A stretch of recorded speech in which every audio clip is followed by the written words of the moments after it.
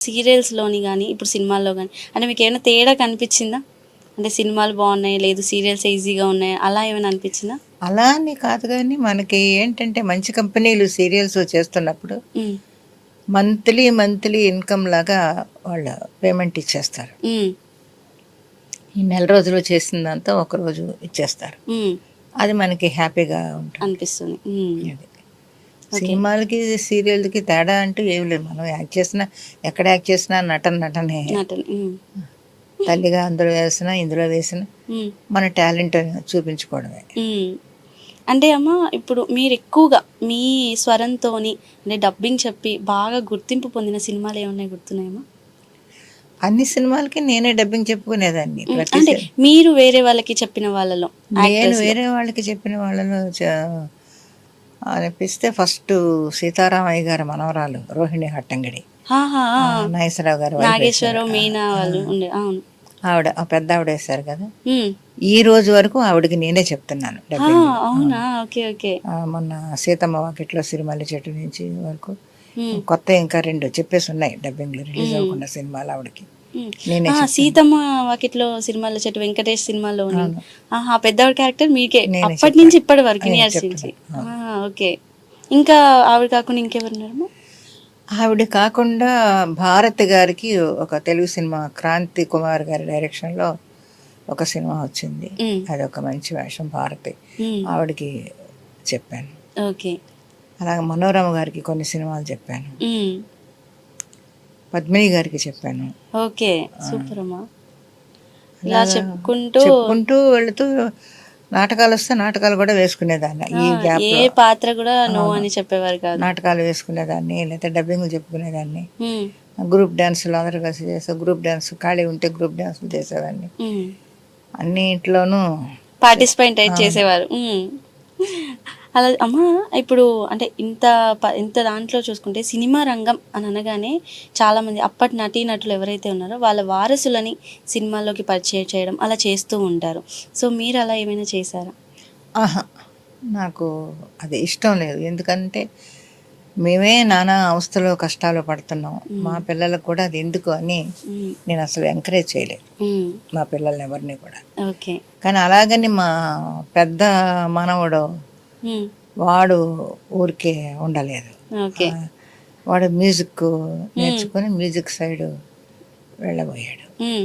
కానీ తర్వాత ఇప్పుడు చేస్తున్నాడు కానీ పెద్దగా వాడికి ఇది రాలేదు. ఇది రాలేదు. ఓకే. ఎంకరేజ్ చేయలేదు. హ్మ్. నేను మా పిల్లలందరికీ అదే చెప్పాను. హ్మ్. మీరు చదువులు పూర్తి చేయండి. చదువు అయిపోయిన తర్వాత మీరు ఏ రంగం వెతుక్కుంటే ఆ రంగంలో నేను ఎంకరేజ్ చేస్తాను అని హ్మ్. చెప్పేదాన్ని. అది. ఓకే. అంటే ఇప్పుడు పిల్లలు వాళ్ళంతా ఎక్కడుంటారమ్మా? అందరూ చెన్నైలోనే అందరూ ఉన్నారు. చెన్నై. ఎంతమందమ్మా? ఎంతమంది? 2 అబ్బాయిలు, ఒక అమ్మాయి. ముగ్గురు. ఆహా! అందరూ అందరూ చెన్నైలోనే చెన్నైలోనే ఉన్నారు. సెటిల్ అయిపోయారు అందరూ. ఓకే. ఓకే. అమ్మ మీరిప్పుడు చూసుకుంటే అంటే ఆనాటి నుండి ఈనాటికంటే 3 దశాబ్దాలుగా అన్ని తరతరాల వాళ్ళని చూస్తూనే వస్తూ ఉన్నారు. సో, అసలు మీకెలా అనిపిస్తుంది? అంటే అప్పుడు దారి వేరు, ఇప్పుడు దారి వేరమ్మా. ఇప్పుడు పిల్లలు చాలా ఫాస్ట్‌గా ఉన్నారు. హ్మ్. అవును. దేంట్లో ఉన్నా గానీ, వాళ్ళకన్నా వీళ్ళు ముందు ఉంటున్నారు. అన్ని విషయాలుగా ఒక మేకప్ గానీ, ఒక నటన గానీ, హ్మ్. ఒక డైలాగ్ చెప్పడం గానీ, అన్నిట్లోని ఇప్పుడొచ్చే జనరేషన్ చాలా ఫాస్ట్‌గా ఉంటున్నారు. హ్మ్. అప్పుడు అంతా నేర్చుకొని ఒక పద్ధతిగా చేసేవాళ్ళం మేము. హ్మ్. ఇప్పుడు ఆ పద్ధతి ఉంది కానీ, వీళ్ళకి తొందరగా అయిపోవాలి, తొందరగా చేసేయాలి, మనం తొందరగా హ్మ్. డైలాగులు చెప్పాలి అనేది ఉంది. ఉంది. అంటే అప్పట్లో మేము ఓన్‌గా చెప్పుకునేవాళ్ళం డైలాగులు. హ్మ్. ఇప్పుడు కాపోతే ఇతర భాష వాళ్ళు ఉన్నారు కాబట్టి ఎక్కువ డా వచ్చేసారేమో. మనకి ప్రాంప్టింగ్ ఇవ్వడం మొదలైంది. హ్మ్. లేదంటే అప్పుడంతా మాకు ప్రాంప్టింగ్ ఉండేది కాదు. హ్మ్. డైరెక్ట్‌గా మేమే డైలాగులు నేర్చుకొని చెప్పేసుకునేవాళ్ళం. ఆహా! ఓకే. అంటే మీకు స్క్రిప్ట్ పేపర్ అవేమైనా అవును. ఇచ్చేవారమ్మా? ఇచ్చేవాళ్ళు. ముందే ఇచ్చేవారు. చెప్పేవాళ్ళు డైలాగులు. అదే చెప్పేవాళ్ళం మేము. హ్మ్. ఇప్పుడులాగా షార్ట్ పెట్టి రండి అని ఆ షార్ట్‌లోనే డైలాగులు చెప్పడం అది లేవప్పుడు. హ్మ్. అంటే అప్పుడు ఈజీగుందంటారమ్మా? ఇప్పుడు ఈజీగుందంటారా? న్యాయంగా చూస్తే అప్పుడు కష్టం అని అనిపించలేదు. అదొక ట్రెండ్ అంతే అలాగా వెళ్ళిపోయింది. హ్మ్. ఇప్పుడు ఇక్కడికొచ్చేటప్పటికి ఇదొక ట్రెండ్ అంతే. ఏది అంతే. కష్టం అనేది ఏమీ లేదు. హ్మ్. హ్మ్. కష్టపడుతున్నాం అనేది మాత్రం లేదు. హ్మ్. ఇదొక ట్రెండ్ అంతే. ఇంక ఈ పిల్లలతోటి మనం ఇలాగా హ్మ్. వెళ్ళిపోవాలి. ఇప్పుడు చిన్న ఓకే. పిల్లలు వీళ్ళ యూత్ అంతా పరుగులు పెడుతున్నారు కదా! అలా హ్మ్. వాళ్ళతో పాటు మనం పరుగులు పెట్టకపోయినా కొంచెం స్పీడ్‌గానే కొంచెం నడవడానికి స్పీడ్‌గా. ప్రయత్నించాలి. అవును. అది. అమ్మ అయితే సినిమా ఇండస్ట్రీలో అంటే మీకు క్లోజ్‌గా ఉండే వ్యక్తులు ఎవరమ్మా? అంటే మీరేమైనా ఉన్న విషయాలను ఎవరితోనైనా పంచుకోవాలి, షేర్ ఆహా! చేసుకోవాలంటే? నాకు అలాగా ఎవరు లేరు. హ్మ్. ఎందుకంటే నాకు ఫ్రెండ్స్ చాలా తక్కువ. ఓకే.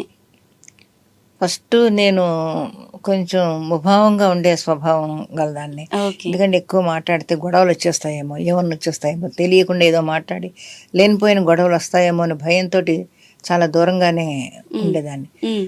ఎవరైనా పలకరిస్తే పలుకుతాను, హ్మ్. లేదంటే నా మటుకు సైలెంట్గా ఉంటాను. ఓకే. అంతే. ఎక్కువ ఫ్రెండ్స్ అనేవాళ్ళు అన్నీ మొత్తం బయట చెప్పుకునేవాళ్ళు ఓపెన్‌గా ఎవరు చెప్తా. లేరు. హ్మ్. ఓకే. మీ ఫేవరెట్ హీరో గాని, హీరోయిన్ గాని ఎవరైనా ఉన్నారమ్మా? అప్పట్లో మీరు నటిస్తున్నప్పుడు? అప్పట్లో నటించడం అంటే మరి ఫేవరెట్ హీరో చెప్పుకోవస్తే నాగేశ్వరరావు గారు, రామారావు గారినే చెప్పుకోవాలి మరి. ఓకే. అంటే వాళ్ళతో మీరు నటించినప్పుడు మీకెలా అనిపిచ్చేదమ్మా? అంటే అప్పట్లో? బాగుండేది. వాళ్ళతో వాళ్ళు ఇచ్చే మర్యాద కానీ ఆర్టిస్టులకి వాళ్ళు హ్మ్. ఇదిగా చూసేవాళ్ళు కాదు. మంచి గౌరవంతో డైలాగ్ చెప్పేటప్పుడు హ్మ్. చక్కగా రిసీవ్ చేసుకునేవాళ్ళు, బాగా చూసుకునేవాళ్ళు హ్మ్. ఆర్టిస్టులని. హ్మ్. పక్కన ఆర్టిస్టులు బాగా చూసేవాళ్ళు వాళ్ళు. ఆహా! ఓకే. అంటే హీరోలో వాళ్ళైతే హీరోయిన్స్‌లో ఎవరైనా ఉన్నారమ్మా? హీరోయిన్స్‌లో నాకు సావిత్రి గారు, శ్రీదేవి ఎక్కువ హ్మ్. ఇష్టం. ఆహా! సావిత్రి గారు నటించారమ్మా సావిత్రి గారు చేశాను, ఎవరైనా? ఇద్దరితోనే చేశాను. ఓకే. ఇంక సావిత్రి గారి గురించి ఏమైనా చెప్తారమ్మా? అంటే ఏం ఏమన్నా చెప్పు, మహానటి ఆవిడ చేజేతులారా లైఫ్‌ని పాడు చేసుకున్నారు. హ్మ్. ఇంకంత మించి అటువంటి ఆర్టిస్ట్ ఇంక మళ్ళీ రారు. పాత సినిమాలు చూసుకుంటూ మనం సంతోషపడాలి తప్ప హ్మ్. అలాంటి ఆర్టిస్ట్ ఇంక రారు. ఓకే. సావిత్రి గారు ఇంకెవరమ్మా? శ్రీదేవి. శ్రీదేవి గారు. ఆ! శ్రీదేవి గారితో నటించారా? శ్రీదేవితో కూడా చేశాను. శ్రీదేవి అమ్మగారు నాకు బాగా తెలుసు. హ్మ్. ఆవిడ నేను గ్రూప్ డాన్సులు చేసేవాళ్ళం. ఆహా! ఆ! ఓకే. హ్మ్. అలా పరిచయం. ఈ అమ్మాయి కూడా బాగా చక్కగా మాట్లాడేది దగ్గరికొచ్చి. హ్మ్. చిన్న పాప వేషాలేసేటప్పుడు, పెద్దయిన తర్వాత వేషాలేసినప్పుడు కూడా చేశాం ఇద్దరం కలిసి. ఆహా! ఓకే. అది. నైస్ అమ్మా. అంటే అప్పటి నుంచి ఇప్పటి వరకు ఒక్కొక్కళ్ళని తలుచుకుంటూ ఎప్పుడైనా పాత విషయాలు ఎప్పుడైనా గుర్తు తెచ్చుకున్నారా? అప్పుడు అలా ఉండేది, ఇలా ఉండేది. ఇప్పుడు జనరేషన్ అలా లేదు అనేసి? అహా! అస్సలు ఎప్పుడూ అటువంటి ఆలోచనలే రావు నాకు. హ్మ్. ఆలోచించను నేను. చించారు. ఓకే. జరిగేదేదో జరుగుతూ ఉంటుంది అంతే తప్ప, హ్మ్. ఆ రోజులు అలా ఉన్నాయి, ఇప్పుడు ఇలా ఉన్నాం మనం. హ్మ్. హ్మ్. ఎంతసేపు వర్క్ వచ్చిందా, వర్క్ చేసుకున్నామా హ్మ్. అన్నదే ఆలోచన తప్ప, అప్పటికి ఇప్పటికి ఏంటి అనేది ఆలోచించేవాళ్ళం కాదు. ఓకే. అంటే అప్పటి నుంచి ఇప్పటి వరకు చూసుకుంటే మీ ఏజ్ 75 ఉంటదమ్మా?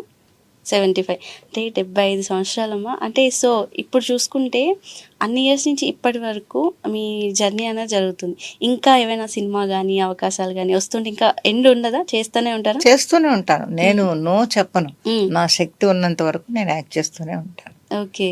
అంటే ఇప్పటివరకు ఎన్ని సినిమాలు నటించారమ్మా? దగ్గర దగ్గర అన్నీ కన్నడ, తెలుగు, తమిళ్, హ్మ్. హిందీ, మలయాళం ఒకటే చేయలేదు. మిగతా ఒరియా కూడా చేశాను. ఓహ్! ఆ! ఓకే. ఒరియా గూడా. అన్నీ కలిపి ఉంటాయి. ఒక 1000 పైనే ఉంటాయి వావ్! సినిమాలు నాకు. సూపర్. ఎప్పుడూ సూపర్ అమ్మా. లెక్క పెట్టుకోలేదు. లెక్క పెట్టుకోలేదు. ఆ! ఒక అంచనా ప్రకారంగా అంతే. అయితే. అంటే మన తెలుగు అంటే మీరేదో ఆంధ్రప్రదేశ్ అన్నారు. అనంతపురమా? రాజమండ్రి. రాజమండ్రి దగ్గర. సో, ఏపీ నుంచి వచ్చిన జానకి గారు తమిళ్, తెలుగు, మలయాళం ఒక్కటి తప్ప ఒరియా గూడా చేశారు. ఈ భాష అనేది మారుతుంది కదమ్మా నటనలో. హ్మ్. దాన్ని ఎలా మేనేజ్ చేసేవారు? ఏముంది, ఇప్పుడు నాకు తెలిసి ఎక్కువ కన్నడ నాటకాలేసేదాన్ని. హ్మ్. పండ్రిబాయి ఆవిడతోటి. ఆ! ఆవిడ నాటకాల్లో వేషాలేశాను. అలాగే ఓకే. కన్నడ వచ్చు. హ్మ్. ఒకసారి చెప్తే డైలాగు వచ్చేసేది. ఆహా! ఓకే. అలాగే తమిళ్. హ్మ్. చెన్నైలో ఉంటున్నాం కాబట్టి తమిళ్. హ్మ్. తమిళ్ ఈజీగా వచ్చేసేది. హ్మ్. సరే మాతృభాష తెలుగు. హ్మ్. అలా. తెలుగు వచ్చు. ఆ! ఈ కొత్తగా ఒరియాది గూడాను? ఒరియాదంటే అవి చిన్న చిన్న డైలాగులు, పెద్ద పెద్దయి మనలాంటి వాళ్ళకి అంత పెద్దయి ఇవ్వరు కదా మామూలుగాను. అవునవును. హ్మ్. దానివల్ల చిన్న డైలాగులు కాబట్టి పక్కన చెప్తే చెప్పేసేదాన్ని హ్మ్. హ్మ్. అంతవరకే. హిందీలో? హిందీ కూడా అంతే.